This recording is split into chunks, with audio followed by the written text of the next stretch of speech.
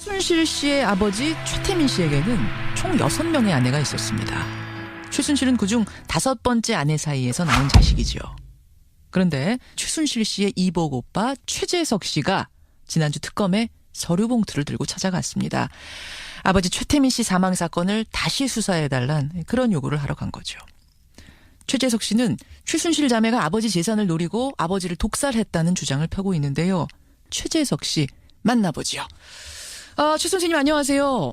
네, 안녕하세요. 그러니까 아버지 최태민 씨의 자식이 총 몇 명이었던 겁니까? 그러니까 아들 셋에 딸 넷입니다. 나머지는 그때 호적에 이렇게 저렇게 올려준 사람들이고요. 예. 그 최순실 씨하고는 한 집에 살기도 하셨어요, 그러면? 근데 어려서는 같이 있었어요. 언제까지? 네, 결혼할 때까지. 군대 갔다 와서 결혼을 바로 했거든요, 제가요. 예. 나이 차이가 얼마나 나세요, 두 분이? 2살 차이 나요. 순둥이하고도 2살. 제가 중간이에요. 그럼 네. 꽤 가깝게 지내셨겠어요, 어렸을 적에. 그럼요. 그러면 제가 호위무사했죠, 그 사람. 호위무사 역할 하셨어요. 예. 그러면 그때 그 당시 이제 어머니는 임선희 씨, 최순실 씨의 친모. 예. 그쪽으로 제가 호적이 이제 올라갔죠. 그렇게 된 거죠. 예. 어떤 동생이었습니까? 그때만 해도. 그러니까 애가 좀 영특했다고 그래야 되나? 그래요? 아니, 공부를 잘했다는 의미는 아니고. 그건 아니에요. 그거는 전혀 아니고. 공부 잘하는 건 전혀 아닌데. 우리 집안은 공부 잘하는 사람이 없어요. 지내놓고는. 그럼 공부 쪽은 아닌데 영특하다는 건 어느 쪽으로 머리가 잘 돌아갔다는 겁니까? 잔머리라든가 이런 거. 잔머리. 지어내고 이런 거. 이런 거는 상상력은 굉장히 좋았던 것 같아요. 임기응변이 능했군요, 그러니까. 능했습니다. 예. 그래요. 예. 그랬던 이복 동생이 지금 온 나라를 어지럽히는 이 국정농단의 장본인이 됐다는 사실 보면서는 어떠세요? 다른 걸 다 떠나서 그냥 오빠하고 동생 사이로만 놓고 본다 그러면은 예. 마음이 좀 아프죠. 마음이 아프고 제가 어떻게 저렇게 괴물이 됐나 이런 생각을 하죠. 그때 아버님이 이제 저한테 이제 그만둬야 되겠다 이런 말씀 하시고 아하.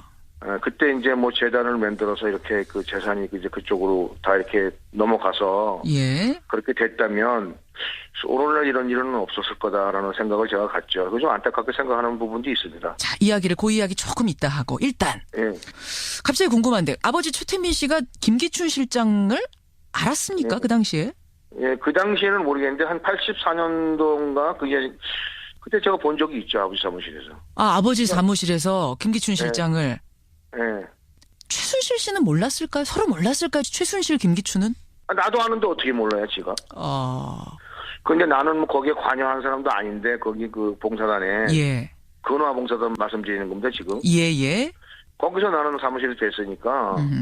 그분이 난 못 봤다, 난 넌 모른다, 그렇게 얘기할 수도 있겠죠. 그럼 나는 본 거라고 말씀드리는 거죠. 예. 우병우 수석의 장모가 그 최태민 씨의 구국봉사단 단원이었다는 박영선 의원의 의혹 제기가 있었는데. 맞습니다. 단장들, 그분들이 확인해 준 거예요. 예, 그러니까 그분들이 확인해 줬으니까 그건 확실한 거 아닌가요? 확실한 거군요. 우수석 장모와 최순실 씨는 일단 모르는 사이일 수가 없는 거네요. 그렇죠. 예. 그건 모르는 사이가 있을 수가. 지금 자기는 학생회장이었고 그분은 단장인데 모르고 있네요. 근데 우수석은 청문회에서 우리 장모하고 최순실은 모르는 사이다 이렇게 딱 잡아댔거든요. 서로 몰라야 서로 주고받고 도와주고 그러지 않을까요? 나중에라도. 그렇군요. 예.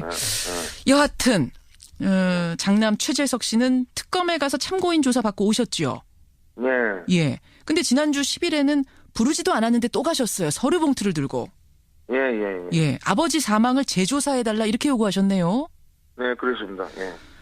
저는 타살 당했다고 확신을 가지고 있어요. 저는. 확신이라고까지 하실 수 있습니까? 예, 저는 그렇게 되죠. 그 아들 입장에서는 확신인 거죠. 아버님이 나하고 사우나를 한번 갔었는데, 아버님이, 이거 이제 그만둬야 되겠다. 이거 재산을 좀 돌려줘야 되겠다. 이런 말씀 하시더라고요. 이거 그만두고 그분한테 재산 돌려줘야 되겠다. 예, 근데 재단 같은 걸 만들 생각을 갖고 있었던 것 같아요. 그 다음에 이제 제가 이제 중국에 가서, 내가 중국에 90년대에 들어갔거든요. 예. 1990년도. 그러다 거기 이제 지사장으로 근무하고 있었는데, 예. 사업을 한번 해보고 싶더라고요, 제가, 개인적으로. 근데 나와서 아버지한테 내 사업 자금 대달라 이렇게 얘기를 했죠. 예. 그럼 이제 집에 가서 아버지하고 이제 그 얘기를 하는데 아버지가 갑자기 근거를 열어 보이시면서 이게 내가 준비하고 있다. 그러니까 지금은 내가 널 줄 수는 없다. 지금은. 이거 다 끝나고 나거나 이럴 때 한다. 예. 그렇게 이제 이렇게 말씀하셨거든요. 예. 그래서 나는 좀 아버지가 준비를 많이 하는구나. 그리고 나는 그런 생각이었죠. 그러면 이제 VIP를 만들기 위해서. 아, 잠깐만요. 그러니까 그때 일단 금고에는 돈이 얼마나 있었습니까? 90년대? 나중에 예. 그 아버지가 누런 봉투 2개를 주셨어요. 예, 예. 근데 부동산 뭐 등기부등본 이런 건데 이거보다 내가 갖고 있는 이 동산이 더 많아 이렇게 말씀하셨거든요. 그런데 내가 나중에 나와서 이제 아버지 돌아가시고 난 다음에 이 건물들을 다 가격대로 쭉 조사했어요. 예. 그런데 대략 한 1,000억 정도 되더라고요. 현금은 그럼 어느 정도나? 그러니까 그거보다 많다고 했으니까 한 뭐 2,000억 정도 된다고 보고 한 3,000억 이렇게 보는 거죠. 그 당시 돈으로 2,000억에서 3,000억. 예. 90년대. 이렇게 보는 거죠. 예. 근데 VIP를 만들려고 한다. 이건 무슨 말이에요? 그러니까 이제 그분을 갖다 VIP를 만들려고 하셨던 것 같아요, 아버지는요. 박근혜 대통령 만들기 프로젝트 뭐 이렇게 되는 겁니까? 글쎄 나는 그분의 성함을 입에 담고 싶지 않으니까 그분이라고 예. 하죠, 뭐. 그러시죠, 예. 예. 그분 하는 데에 이게 한 1조가량 선거자금, 대통령 선거를 하는데 한 1조가량 든대요. 1조를 모아야 된다. 그런 얘기를 막 하셨어요. 예, 1조가 돼야 된다. 그러니까 지금 만드는 중이니까. 예. 지금 너한테는 뭐 지금 이거 뭐 내 돈 내가 뭐 쓰려고 모은 돈도 아니니까 너한테 이렇게 막 재산 형식으로 나눠줄 수도 없다. 그래서 내가 이제 그랬죠. 아이고 순실이 뭐 다 이렇게 건물 해놨잖아요. 그거는 차명계좌 차원으로 해놓은 거다. 아, 순실이 이름으로 된 거, 순득이 이름으로 된 건 그건 차명계좌 차원으로 해놓은 거다. 건물은. 예. 그래서 거기 보면 뭐 임시 이런 게 막 들어가 있어요. 나중에 그 띄워보시면 아시지만. 임씨가 뭡니까? 그 임선이. 엄마. 최순실 씨 엄마. 엄마의 친척들. 이런 쪽으로 그 친척의 또 친척들 막 이렇게 난 뭐 알지도 못하는 사람들 이름으로 돼 있는 게 많더라고요. 그래요. 예, 예. 그러니까 그 아버지가 주신 목록에 그런 게 있었어요.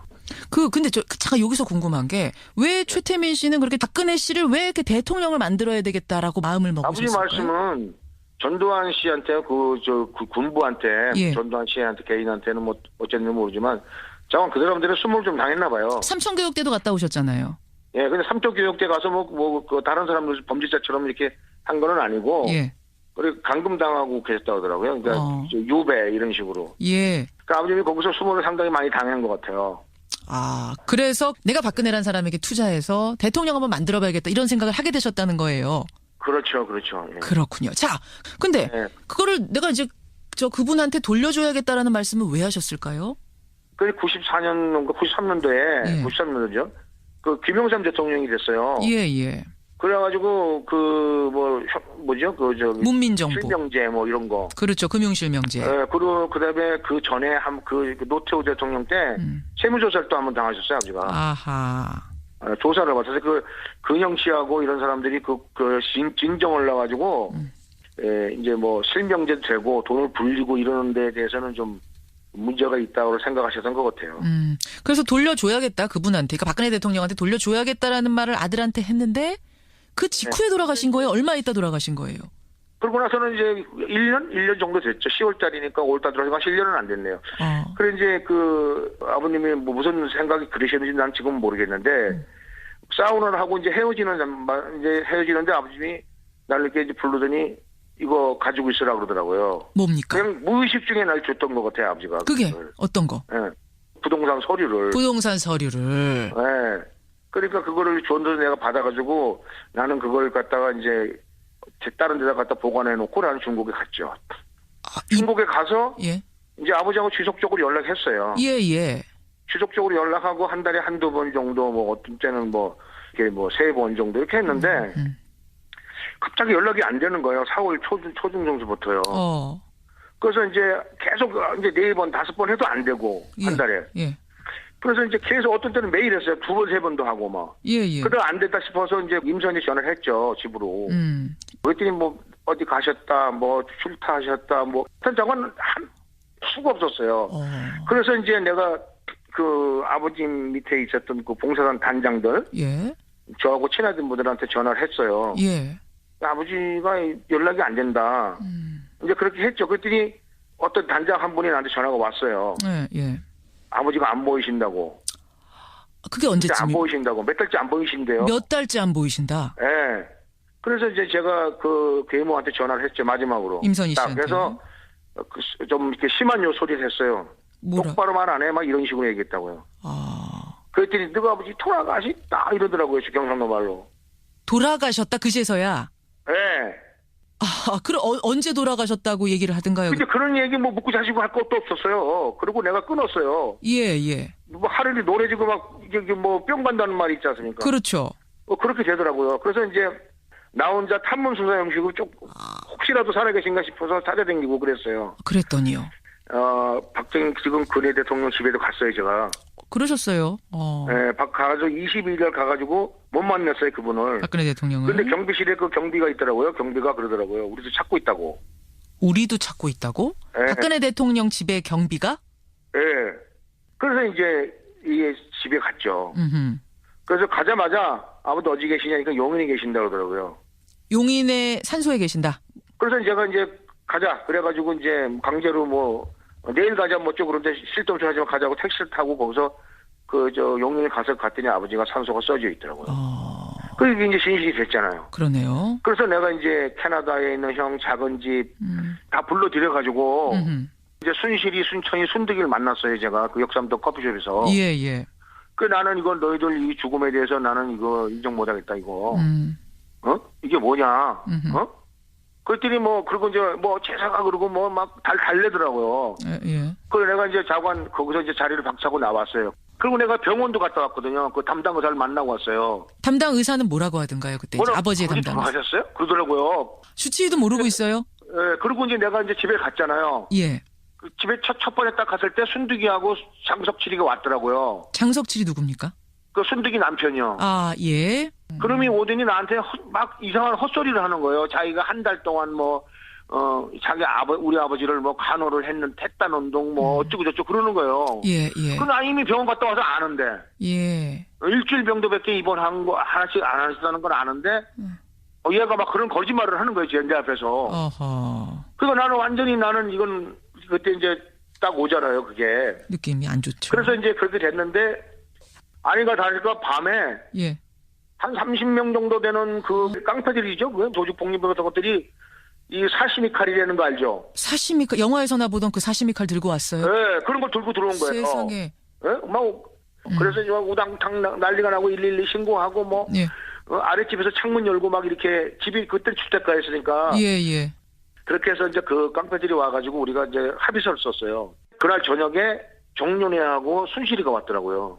그 다음날 만나자고 그러더라고요. 예. 정윤회가 그러더래요. 죽을래 살래. 니네 하루 이틀은 하는데 그거 하냐. 그리고 순실이를 또 만났어요 내가. 만났더니 김 실장 지금 말하면 그 김 실장 있잖아요. 김기춘 실장. 내가 이 주먹으로 안 되면 권력으로 해서 널 보내버리겠다. 정신병원 같은데 넣어놔버리겠다 이렇게 얘기하더라고요. 최순실이 지금 최재석 오빠한테 네. 여기 합의서에 도장 안 찍으면 사인 안 하면 김기춘 실장 시켜가지고 내가 정신병원에 넣어버리겠다 당신을. 죽을래 살래죠. 그러니까. 지금 김기춘 실장은 청문회에서 최순실 씨 얼굴도 모른다는데 이미 지금 한참 전 90년대부터 그런 이야기가. 그러니까 나는 아버지 사무실에서 봤고 걔가 그 얘기를 하니까 아버지는 그 양반한테 도움을 받았다고 했으니까 나는 그 양반이 힘을 가지고 있는 건 알고 있었죠. 근데 그 양반이 김기춘이라는 건 몰라고 있었죠. 그렇군요. 근데 걔가 김기춘이라 그러더라고요. 최순실 씨 입에서 김기춘 실장 이름이 그 당시에도 나왔다는 거예요. 90년대에도. 도대체 그 합의서에 사인하라는 합의서는 무슨 합의서입니까? 우리들 없이 장례 치른 거에 대해서 발설하면 죽인다. 그 다음에 앞으로 아버지 재산이 나오면 너는 너희들은 노타치다. 그 대신에 이만큼 너희들 줄게. 그래갖고 그 3명이잖아요. 우리가 누나 우리 아들 둘에 딸 하나. 임선희 씨 자식이 아닌 사람이 셋인 거죠. 네, 3명이에요. 3명. 3명. 그 사람들한테 이제 1억 5천씩 주기로 이렇게 하고 지네 마음대로 써가지고 왔더라고. 1억 5천씩 준다고. 여기다 사인해라. 도장 다 찍었어요. 안 찍으면 죽는데 안 죽을 수가 있나요? 그래서 우리 끔값도 안 되는 그 사탕값 받고 그냥 죽는 것보다 낫잖아요. 뭔가 최순실이라는 사람이 무서운 사람이구나. 뒤에 어마어마한 백이 있구나라는 게 느껴지죠. 느껴졌죠, 저는 알고 있었으니까 원래 아버지의 권력을 제가 알고 있었거든요. 그때 당시에. 내가 잔잔한 사고 많이 치고 큰 사고도 쳤는데 아버지가 아무 탈 없이 다 정리하는 걸 봤거든요, 제가. 그 권력이 고스란히 최순실한테 갔을 거라고는 어떻게 생각하셨어요? 그 깡패를 보내고 경찰이 한 명도 안 오는 거 보면 그건 난리가 나고 우장창하고 우리가 112 신고 다 하고 막 난리가 한두 번도 아니고 이렇게 했는데 예. 깜짝도 안 하는 거 보면 우리는 느낄 수 있었죠. 그렇군요. 네, 그러고 나서 이제 내가 지금 이제 그게 말씀해드릴 그 의혹만 있는 거잖아요. 그죠? 그렇죠. 그래서 제가 확신을 가지고 된 거는 이번에 이제 탐문 수사를 계속 쭉 했어요. 예. 그런데 그 어느 호텔의 사장이 그 장례식 갔었대요, 자기가. 그런데 장사 치는 사람은 동네 깡패들이 와서 했고, 그러니까 정식적인 장례 절차가 없었어요. 그리고 그냥 안매장 한 거죠. 그렇군요. 포크레인으로 파고 그냥 이렇게 묻었다고 그러더라고요. 세상에. 근데 그 사장 한 말씀은 5월 1일이 아니라는 거예요. 4월 18일이라는 거예요. 돌아가신 날짜도 다르다. 네, 내가 말한 날짜하고 비슷한 거죠. 그러네요. 네, 나하고 연락 안 된 그 날짜하고 그때쯤에 하고 맞아 떨어지는 거죠. 알겠습니다. 네, 그래서 그거를 이건 완전히 이제 확실해졌다는 생각이 들고, 그다음에 또 순실이가 아버지 죽음에 대해서 교도소 그 진술에서 말하고 싶지 않다고 그랬다고 그러더라고요. 그랬다고 합니다. 예. 네, 그래서 제가 얘네들이 죽였거나 아니면 죽음을 방관했거나 나는 자관 뭔가 있다 이렇게 보고 여기까지만 들어도 예. 얼마나 이 최태민 씨의 죽음이 석연치 않은 건지 알겠고 그래서 특검에 재수사를 지금 요청하게 되셨다는 그 상황까지 이해가 됐습니다. 그러면 최 선생님, 지금 최순실 자매의 재산이 얼마나 될 거라고 예상하세요? 저는 그 신문에 10조 정도 될 거라고는 아는데요. 이상도 될 수도 있고 10조는 내가 믿고 있어요. 걔네들이 그 탁월한 재테크 능력이 있거든요. 재테크 능력. 그러니까 결국 아버지가 물려준 그 3천억 가지고선 불려서 10조까지 만들었을 거다. 믿는다. 네, 그 이상도 될 수 있을 거다. 나는 그 생각하죠. 그 이상도. 걔네들이 사채업을 했거든요. 최순득 같은 경우는. 최순득 씨와 그 남편이 사채업을 강남에서. 네, 아주 유명해요. 거기다 권력까지 있죠. 그렇죠. 그러니까 그거는 아버지가 그 짧은 시간에 한 2, 3천억, 3, 4천억을 모았는데. 예. 걔네들 그거 그렇게 못 모았겠어요? 근데 갑자기 궁금한 게 그렇게 엄청난 재산을 가진 최 씨 자매가 왜 미르재단, K스포츠재단 같은 것까지 만들어가지고. 그거는 아버지가 그런 프로젝트를 하기 위한 아버지 수첩이 있었어요. 무슨 수첩? 재단을 만들어야 하고, 그런 게 다 그 수첩에 있었어요. 이렇게 하면은 법망을 나갈 수 있고, 이렇게 하면 안 되고, 이런 거 있지 않습니까? 그렇죠. 예. 나름대로 아버님이 그걸 꿰차고 계셨어요. 노하우가 적힌 수첩이 있었던 거네요, 그러니까? 예, 그렇죠. 누런 비닐로 된 수첩인데, 그거는 진짜, 우리 집안 식구만 봤지, 다른 사람 본 사람 아무도 없을걸요? 그거 가지고 계세요? 그 누런 수첩? 그거는 순실이가 가졌겠죠. 그러니까 그렇게 했겠죠. 순실이가. 최재석 씨는 직접 보셨어요? 그 누런 수첩을? 봤죠. 거기에 아버님이 그분을 이제 신격화해야 되고 이런 거 내용. 그다음에 재단하고 그러는 거. 돈이 거기 채권을 30몇 프로에 사서 매년 5년 10년 지나면 그게 108%인가 105%인가로 늘어나 있고. 그런 내용이 쭉 적혀 있었어요. 그런 게. 그런 재산 관리의 비법이 담긴 누런 수첩. 그게 고스란히 최순실에게 갔을 것이고. 걔는 그것 가지고 임선희하고 같이 그걸 보면서 정리를 했겠죠. 거기에 해외 계좌로 돈 관리하고 이런 것도 적혀 있었습니까? 정기 있었죠. 재단으로 해서 그다음에 기업. 그러니까 대기업들하고 해서. 대기업은 돈 내가기 쉽잖아요. 그렇죠. 그러니까 우리가 상상해 보시면 아시지만 우리가 해외 나가면 기껏 갖고 가봐야 10,000불이에요. 그 당시는 아마 5,000불이었던 것 같은데. 그러니까 그거 10,000불이라도 100번 갔다 와야 100만 불 가잖아요. 그렇죠. 기업은 1,000,000불도 보내고 2,000,000불도 보내는 거 아니에요. 결국 그렇게 해가지고 돈을 해외로 빼돌려서 비자금 관리해야 된다는 노하우가 적힌 누런 수첩. 그것이 최순실 손에 갔을 거고. 그렇지 않습니까? 누런 수첩 그거 검찰이 어떻게 압수수색해서 발견했는지 모르겠습니다. 아니니까 지금 아무 얘기가 없죠. 그 안에 들어쓰지 않을까 봐요. 걔네들은 다 안가를 가지고 있었다고 봐요. 우리 아버지 때도 안가가 있었거든요. 안가가. 알겠습니다. 예, 알겠습니다. 근데 지들끼리는 지금 서로 모른다 그러고 그렇게 하고 있잖아요. 그러니까 그쪽으로는 서로 음으로 양으로 해가지고 정치하는 사람, 경제하는 사람들 돈 필요하잖아요. 채권 같은 거 많이 갖고서 입찰 같은 거 들어갈 때 몇백억씩 갖다 내려면 채권 필요하잖아요. 그렇죠. 그런 식으로 해서 늘렸을 겁니다. 그러니까 아버지는 거기 보면 깨알같이 적혀 있어요. 아주. 깨알같이 누런 수첩 안에. 그래요. 끝으로 지금 특검이 수사에 박차를 가하고 있는데 특검에다가 좀 당부하고 싶은 점, 이 점을 반드시 밝혀야 한다. 이런 거 뭐가 있어요? 아버지 재산 이런 거는 두 번째고 지금 의문사가 많이 있잖아요. 있죠. 그러니까 그 의문사의 단초가 우리 아버지부터 시작됐다고 보거든요, 저는. 그러니까 아버지를 죽인 사람이 누군 못 죽이겠어요. 보통 인간들은 그렇게 못하죠. 그리고 이제 그것도 이제 타살꾼에 대해서 좀 밝혀주셔야 되고. 애들 재산 전부 환수당해서 국가에 다시 국민들에게 돌아가면 제가 좀 여태까지는 지금 뭐 그냥 이게 숨어 살고 뭐 이런 식으로 단지 그분의 아들이라는 거 손가락질 당하고 살고 있는데 예. 좀 이게 그 선글라스도 좀 벗고 계속 선글라스 끼고 다니시죠? 예. 그럼 지금 막 미행도 막 해요. 누가 미행을 지금 한다고 생각하세요? 저는 그 기둥들 있지 않습니까? 기득권 세력들 있지 않습니까? 그 뿌리들을 이번에 차단시키지 않으면 예. 또 마찬가지 저는 딱 개돼지로 사는 거죠, 뭐. 신변의 위협을 지금 느끼신단 말씀이에요. 그렇죠. 나도 죽을 수 있어요. 뭐 내가 어디가 있든. 그러니까 이제 저는 지금 여기 딱 와보시면 우리 뭐 인터뷰도 했지만 여기 집 요 주변에 카메라가 13대가 설치돼 있어요. 2중 3중 돼 있어요. 어떤 걸 끊고 들어와도 나 죽으면 기록에 남게. 예, 이렇게 비밀로 돼서 용산시장 가갖고 예. 007 첩보하듯이 이렇게 뭐 3, 4중으로 내 독을 쳐놨어요. 이렇게. 그렇군요. 예. 그러니까 미행을 느낀 적이 있으신 거예요? 아니면 그럴 거라고 생각하시는 거예요? 미행 당했다니까요.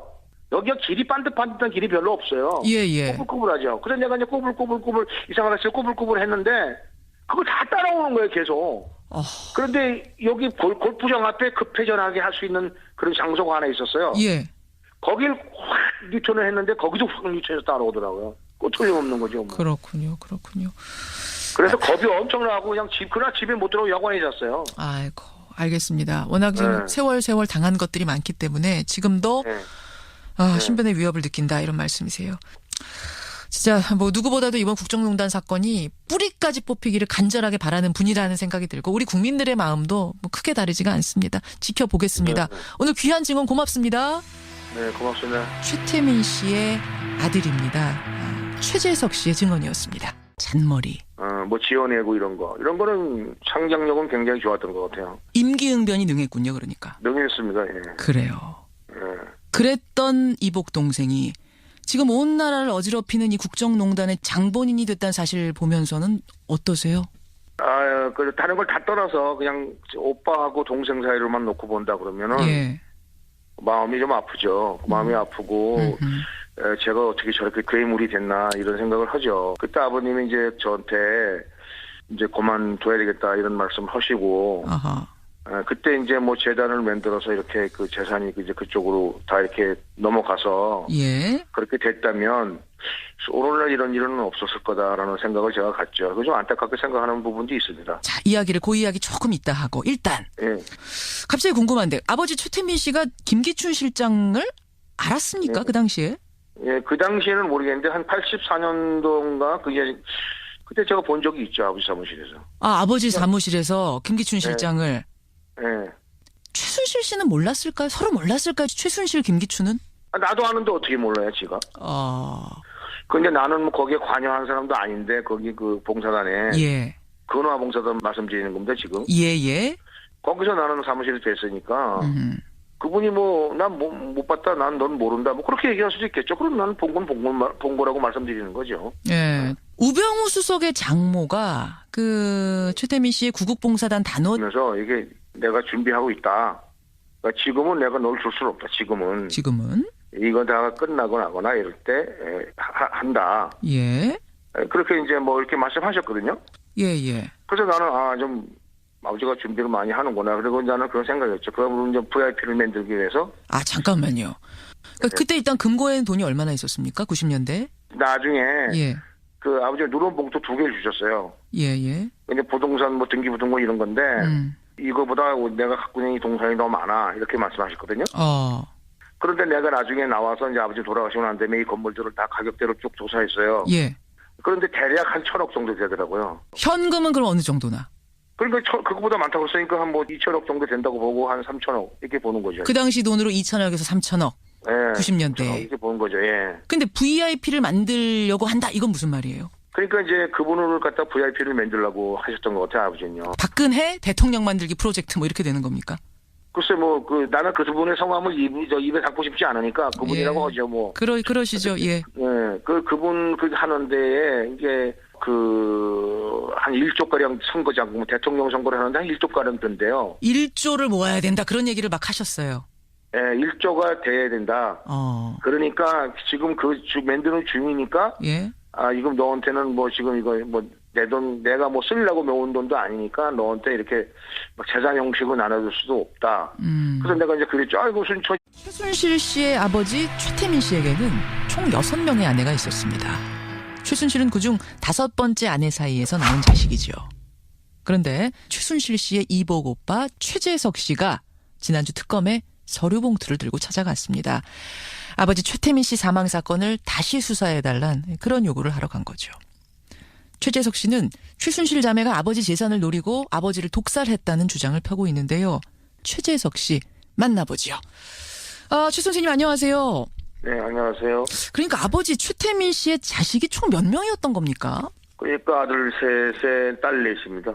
나머지는 그때 호적에 이렇게 저렇게 올려준 사람들이고요. 예. 그 최순실 씨하고는 한 집에 살기도 하셨어요, 그러면? 근데 어려서는 같이 있었어요. 언제까지? 네, 결혼할 때까지. 군대 갔다 와서 결혼을 바로 했거든요, 제가요. 예. 나이 차이가 얼마나 나세요, 두 분이? 2살 차이 나요. 순둥이하고도 2살. 제가 중간이에요. 그럼 꽤 가깝게 지내셨겠어요, 어렸을 적에. 그럼요. 그러면 제가 뭐 호위무사였죠, 그 사람. 호위무사 역할을 하셨어요. 예. 그러면 그때 그 당시 이제 어머니는 임선희 씨, 최순실 씨의 친모. 예. 그쪽으로 제가 호적이 이제 올라갔죠. 그렇게 된 거죠. 예. 어떤 동생이었습니까? 그때만 해도. 그러니까 애가 좀 영특했다고 그래야 되나? 그래요? 아니, 공부를 잘했다는 의미는 아니고. 그건 아니에요. 그거는 전혀 아니고. 공부 잘하는 건 전혀 아닌데. 우리 집안은 공부 잘하는 사람이 없어요. 지내놓고는. 그럼 공부 쪽은 아닌데 영특하다는 건 어느 쪽으로 머리가 잘 돌아갔다는 겁니까? 잔머리라든가 이런 거. 이순실이 뭐 다 이렇게 건물 해놨잖아요. 그거는 차명계좌 차원으로 해놓은 거다. 순실이 이름으로 된 거, 순득이 이름으로 된 건 그건 차명계좌 차원으로 해놓은 거다. 건물은. 예. 그래서 거기 보면 뭐 임씨 이런 게 막 들어가 있어요. 나중에 그 띄워보시면 아시지만. 임씨가 뭡니까? 그 임선희. 엄마. 최순실 씨 엄마. 엄마의 친척들. 이런 쪽으로 그 친척의 또 친척들. 막 이렇게 난 뭐 알지도 못하는 사람들 이름으로 돼 있는 게 많더라고요. 그래요. 예. 그러니까 그 아버지가 주신 목록에 그런 게 있었어요. 근데 잠깐 여기서 궁금한 게 왜 최태민 씨는 그렇게 박근혜 씨를 왜 이렇게 대통령을 만들어야 되겠다라고 마음을 먹으셨을까요? 아버지 말씀은 전두환 씨한테 그 군부한테 전두환 씨한테 개인한테는 뭐 어쨌는지 모르지만 자관 그 사람들은 수모를 좀 당했나 봐요. 삼천교육대도 갔다 오셨잖아요. 예, 근데 삼천교육대 가서 그 다른 사람들 범죄자처럼 이렇게 한 거는 아니고. 예. 그리고 감금당하고 계셨다고 하더라고요. 그러니까 유배 이런 식으로. 예. 그러니까 아버님이 거기서 수모를 상당히 많이 당한 것 같아요. 그래서 내가 박근혜라는 사람에게 투자해서 대통령 한번 만들어봐야겠다 이런 생각을 하게 되셨다는 거예요. 그렇죠. 예. 그렇군요. 자, 근데 그거를 내가 이제 그분한테 돌려줘야겠다라는 말씀을 왜 하셨을까요? 그 94년인가 93년도에 93년도죠. 그 김영삼 대통령이 됐어요. 예. 그래가지고 문민정부 실명제 뭐 이런 거. 그렇죠. 금융실명제. 그리고 그다음에 그 전에 그 노태우 대통령 때 세무조사를 또 한번 당하셨어요, 아버지가. 아하. 조사를 받아서 근형이었다는 박영선 의원의 의혹 제기가 있었는데. 맞습니다. 단장들 그분들이 확인해 준 거예요. 그러니까 뭐 그분들이 확인해 줬으니까 그건 확실한 거 아닌가요? 확실한 거군요. 우수석 장모와 최순실 씨는 일단 모르는 사이일 수가 없는 거네요. 그렇죠. 예. 그건 모르는 사이가 있을 수가. 지금 자기는 학생회장이었고 그분은 단장인데 모르겠네요. 근데 우수석은 청문회에서 우리 장모하고 최순실은 모르는 사이다 이렇게 딱 잡아댔거든요. 서로 몰라야 서로 주고받고 도와주고 그러지 않을까요? 나중에라도. 그렇군요. 예. 여하튼 장남 최재석 씨는 특검에 가서 참고인 조사 받고 오셨죠. 네. 예. 근데 지난주 10일에는 부르지도 않았는데 또 가셨어요. 서류 봉투를 들고. 예. 아버지 사망을 재조사해달라 이렇게 요구하셨네요. 네, 그렇습니다. 예. 저는 타살 당했다고 확신을 가지고 있어요. 저는. 확신이라고까지 하실 수 있습니까? 예, 저는 그렇게 되죠. 그 아들 입장에서는 확신인 거죠. 아버님이 나하고 사우나를 한번 갔었는데, 아버님이, 이거 이제 그만둬야 되겠다. 이거 재산을 좀 돌려줘야 되겠다. 이런 말씀 하시더라고요. 이거 그만두고 그분한테 재산 돌려줘야 되겠다. 네, 근데 재단 같은 걸 만들 생각을 갖고 있었던 것 같아요. 그 다음에 이제 제가 이제 중국에 가서, 내가 중국에 90년대에 들어갔거든요. 예. 1990년도. 그러다 거기 이제 지사장으로 근무하고 있었는데, 사업을 한번 해보고 싶더라고요, 제가, 개인적으로. 그래서 나와서 아버지한테 내 사업 자금 대달라 이렇게 얘기를 했죠. 예. 그런데 이제 집에 가서 아버지하고 이제 그 얘기를 하는데 아버지가 갑자기 근거를 보이시고